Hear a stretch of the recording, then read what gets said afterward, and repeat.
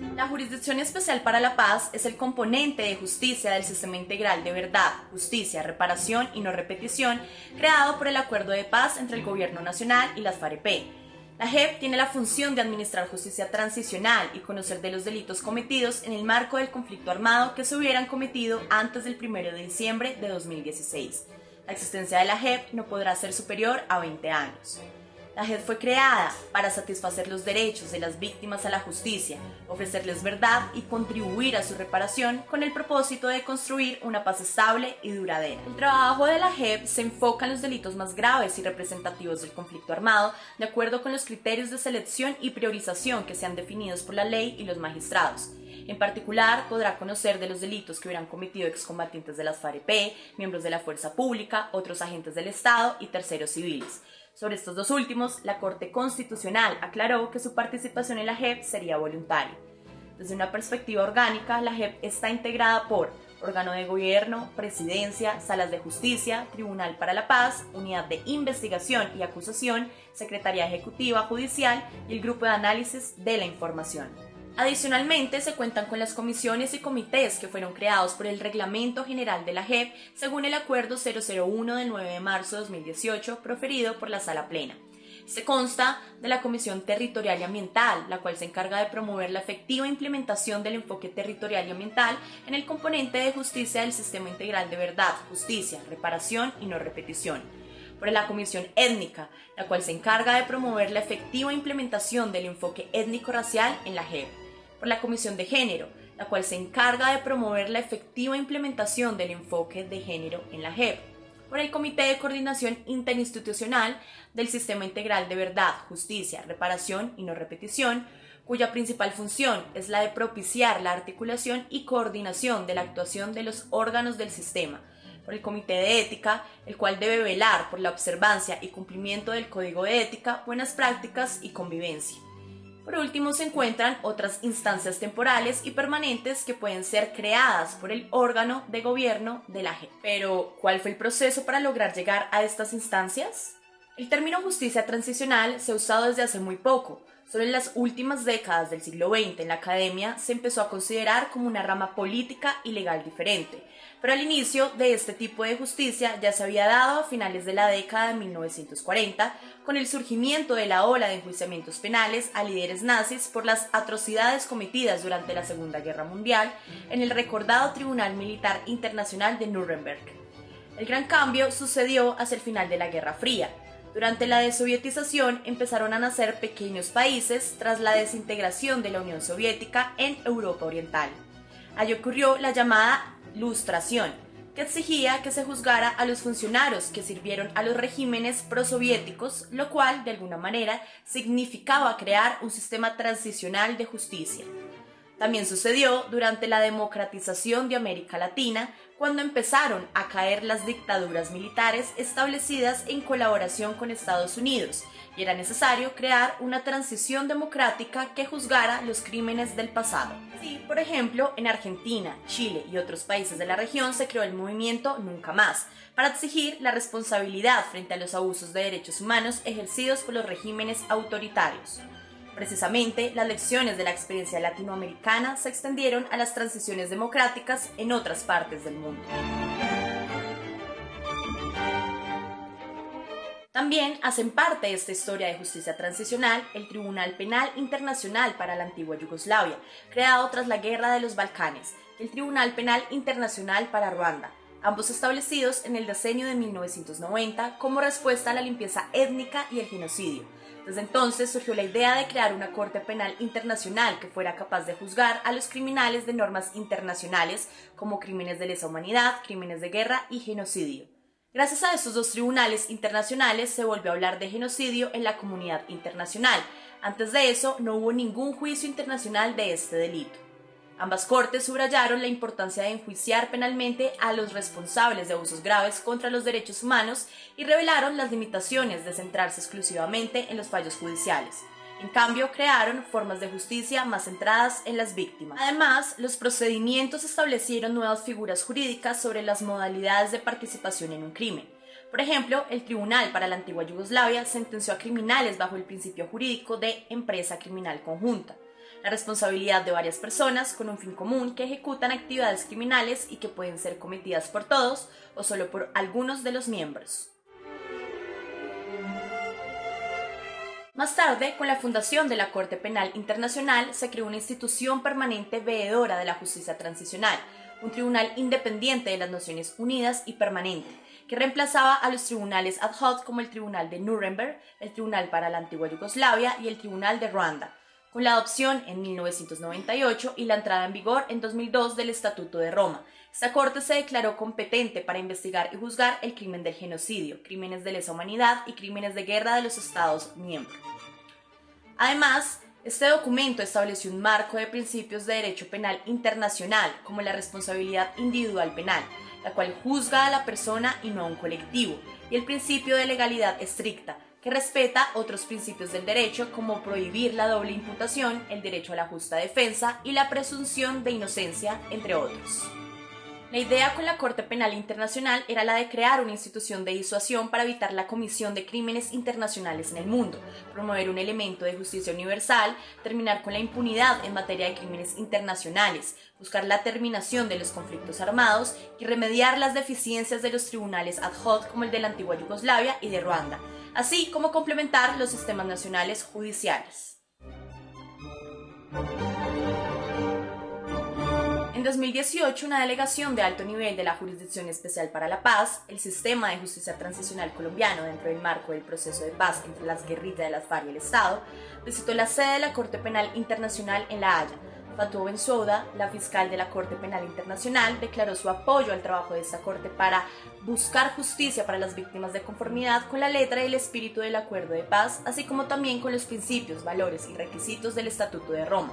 De ese modo, la Corte Penal Internacional dio su respaldo para que la JEP sancione conductas que de otro modo podrían ser de su competencia. Según el magistrado Danilo Rojas, el presidente de la sección de apelación de la JEP, la Corte de Justicia Transicional Colombiana viene investigando casos bajo 3 principios fundamentales: priorizar graves violaciones a los derechos humanos y al derecho internacional humanitario, involucrar a los máximos responsables y determinantes de tales violaciones y enfatizar en patrones. En 2 años, la JEP ha abierto 7 macrocasos sobre los crímenes más graves y representativos del conflicto armado. Ha sido una tarea ardua en la que ha sobresalido la participación de las víctimas. En el caso de secuestro, la JEP recibió los informes de las víctimas de casos emblemáticos y acreditó a 1.736 personas. En el caso de los falsos positivos, las madres de Soacha realizaron sus observaciones sobre las versiones presentadas por miembros de la fuerza pública. En los casos que estudian situaciones territoriales se han logrado importantes acreditaciones, como la del pueblo Agua y su territorio, en el caso 02 sobre Tumaco, Ricaute y Barbacoas, Nariño, la de 27 colectivos de víctimas, en el caso 04 sobre el Urabá antioqueño y chucuano, y más de 100.000 víctimas de 31 resguardos y cabildos indígenas, en el caso 05 sobre el norte de Cauca y sur del Valle del Cauca. En el caso que investiga la victimización contra la Unión Patriótica, avanza el proceso de acreditación colectiva de las víctimas de ese movimiento político, que suma más de 6.000 personas. Y en el caso sobre los reclutamientos de niños, niñas y adolescentes, se priorizó el estudio de 8.839 hechos victimizantes. A continuación, veremos algunos de los momentos que resumen la centralidad de las víctimas en la Jurisdicción Especial para la Paz. En la JEP, las víctimas somos especiales. Mi nombre es Alfonso Manrique Van Damme, soy ingeniero civil, fui secuestrado por las FARC en noviembre 20 de 1995 y fui liberado en el año 1997 en abril, el día 5. Un secuestro muy complicado, porque al principio el secuestro lo quisieron hacer político, pero finalmente se volvió, como todos los secuestros en Colombia, un secuestro económico. En la JEP las víctimas somos la prioridad. Mi nombre es Jacqueline Castillo, soy hermana de Jaime Castillo, quien desapareció el 10 de agosto del año 2008 en Bogotá y aparece muerto el 12 de agosto del 2008 en Ocaña Norte de Santander, junto con los jóvenes de Soacha, como guerrillero dado de baja en combate. Soy la representante legal del colectivo MAFAPO, Madres de los Falsos Positivos de Soacha, Bogotá. Las víctimas en la justicia ordinaria teníamos que estar limitadas al silencio, no podíamos opinar, no podíamos hablar, no podíamos casi ni respirar. En la Justicia Especial para la Paz somos la prioridad. Tenemos la garantía de poder hablar, de poder preguntar, de poder estar pendiente de todas las versiones que han dado los militares y poder preguntar sobre lo que ellos están diciendo. En la JEP, las víctimas somos creíbles. Tengo 36 años, soy víctima del conflicto hace 20 años, siendo menores de edad. Tengo 35 años y soy víctima hace 20 años del conflicto armado. En el caso mío, soy una de las muchachas que fue de la columna Arturo Ruiz. Era una columna que estaba conformada por el 50% de menores de edad. Íbamos de los 12 hasta los 17, 18 años. Que muchos salimos como yo, otros quedaron en fosas comunes porque pues cayeron en combate. Nosotros empezamos un proceso con la JEP y realmente ha sido bueno porque nos recogieron a cierta cantidad de víctimas, a todos nosotros los menores de edad que estuvimos en ese momento en el conflicto, que nos recibieron en Bogotá y hemos contado nuestro proceso ante ellos y nos han recibido de la mejor manera. No ha sido fácil para ninguno de nosotros, hemos luchado contra dificultades desde que éramos unos niños, hoy en día somos unos adultos y seguimos luchando. Algún día perdimos todo, nuestra familia, nuestros seres queridos. Y tendrá que ver nuestra fortaleza, que realmente siendo unos niños hemos podido salir adelante en otras circunstancias, en otras ciudades y hemos podido luchar. En la JEP las víctimas somos la esperanza del territorio colombiano. Mi nombre es Gerardo Cuetia, vengo del resguardo indígena Páez de Corinto, zona norte del Cauca, represento a la población indígena como SADWES, autoridad tradicional. El Cauca y el norte del Cauca y Corinto vivió y vive esos 52 años de conflicto armado. Tenemos una esperanza muy grande con la Justicia Especial para la Paz, la JEP. Queremos de que es la voz de la comunidad, es la voz del pueblo y estamos dialogando de igual a igual.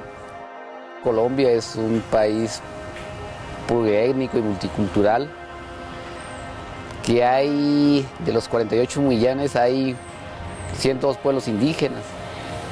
Cada uno tiene una norma propia, una forma de ver el mundo, una forma de pensar y también una forma de legislar, de hacer justicia, de hacer juicios, de hacer investigaciones en ese espacio. Entonces que no solamente hay un esquema cuadriculado, sino que hay otras leyes y yo creo que se puede aprender mucho, que somos diversos y que tenemos nuestras propias formas de gobierno y nuestra propia justicia. Lo que espero de la JEP, como se ha mencionado en muchas oportunidades, es la verdad, la justicia y la reparación, porque en Colombia hay muchos vacíos sobre esos tres temas. Bueno, yo espero de la JEP reparación y claridad hacia tantas injusticias que se han hecho, que se han callado, porque realmente es muy triste ver que pasa y pasa el tiempo y pasa el tiempo y cada uno de nuestros casos como víctimas están ahí. Lo que espero de la JEP es que haya justicia, que haya verdad, que sigamos dando proceso a dar identificación a los NNs que hay en Colombia y queremos saber quién ordenó cometer todos estos crímenes. Lo que espero de la JEP es que haya verdad, haya armonía, haya equilibrio, haya una paz estable y duradera. Lo cierto es que durante un proceso de transición se espera que las instituciones impartan justicia de los autores de los crímenes del pasado para que reconozcan y reparen a sus víctimas, de modo que exista una historia pública común y veraz de los hechos que llevaron al conflicto armado, condiciones fundamentales para alcanzar la paz y el mantenimiento del orden legal de un país. Lograr esto en conjunto es difícil y por eso en ocasiones los sistemas de justicia transicional suelen ser cuestionados. Pero lo que es aún más difícil es diseñar un sistema de este tipo que funcione y que respete las normas internacionales. Y en eso, de acuerdo con la Corte Penal Internacional, Colombia es pionero en el mundo.